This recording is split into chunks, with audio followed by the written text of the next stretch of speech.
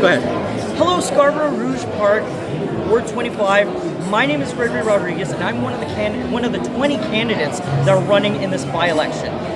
The reason why I'm running in this by-election is because I started off late. I looked at the ballot. I just was not pleased with what I saw. I am a very upset resident, and like I said, the reason why I'm running is because I want to see real change. I'm one of the few candidates that will be at your beck and call almost 24 hours, because if you're paying me $182,000 a year, I mean, where do you ever make that kind of money? I should be a real civil servant and serve the people. Now, what sets me apart from other candidates is I can tell you what the levels of government are. There are 3 levels: municipal, provincial, and federal. I can tell you what my role is because I'm running for municipal politics. I know what I can do and what I can't do, and I'm not going to lie to you. I'm going to be totally honest on what I can get done, unlike half the other candidates.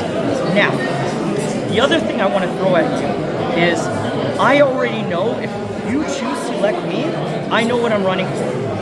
I would like to receive the Parks and Rec portfolio because I know that I can turn it into a revenue tool. I also do believe that Parks and Rec should be a priority for Toronto residents, not for outsiders, like people that live in Markham or York Region. I believe Torontonians deserve to be first, to be served by Parks and Rec. I also want to be part of the Toronto Police Services Board. The reason why is because there's a big disconnect between the people and law enforcement right now, especially when law enforcement is telling us to leave our key fobs at the front door and allow criminals to walk into your house. As far as I'm concerned, my house is my personal space, and I should have the right to defend it at all costs. However, I don't get to decide that. That's a federal matter. But as a city councilor, what I can do, I can legally request that Toronto Police overlook any kind of charges that they could lay on you defending your own home. I can do that. The other reason why I actually want to be on the Police Services Board is because as a visible minority, I get where people are coming from, where we're judged constantly, we're race-baited, etc., etc. If you have nothing to hide, then why bother being upset about being pardoned? If you're a good citizen, let somebody judge you. Let them ask you, can I see your ID? Show it. What do you have to hide? Now, another portion or another portfolio that I'd like to be part of is transportation. I believe that we've dropped the 8 ball on everything. From TTC, you just have to look at the Scarborough LRT. How does it take 15 years? I was in high school when this thing was supposed to be built. I'm now 41. Are you kidding me? Come on. Now, not only that, but you got bike lanes built in inappropriate areas. We need to expand. We need to make it make sense when we install things. And I would like people's input. How I would get your input? Through my special program called the 4 Corners, where I'm going to divide the ward into 4 corners. And each ward is going to have a town hall that's going to be 4 hours long. This allows me to describe what's going on at City Hall, but it also allows you guys to tell me what you would like to see done in our ward. Now, how it works is each week, each corner is going to have their town hall. You are going to be able to digitally vote on those issues that I just talked about. At the end of the month, I'm going to tabulate the votes, and you will be able to see how each corner voted.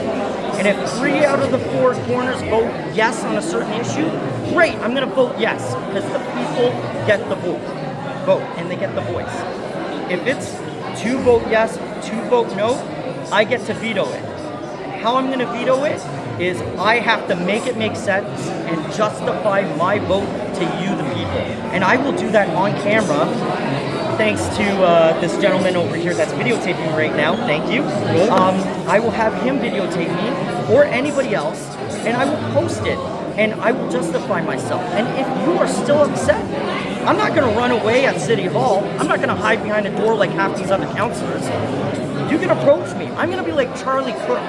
And if anything, I idolize that man because he had the patience of a saint, and he would allow the freedom of speech, which I believe you, the constituent, ask. So that is my promise to you, that I will give you your freedom to speech, and I will respect you at all costs. Even though you might, I'm only human, and yes, I'm not perfect. I may say something bad, which is not my intent.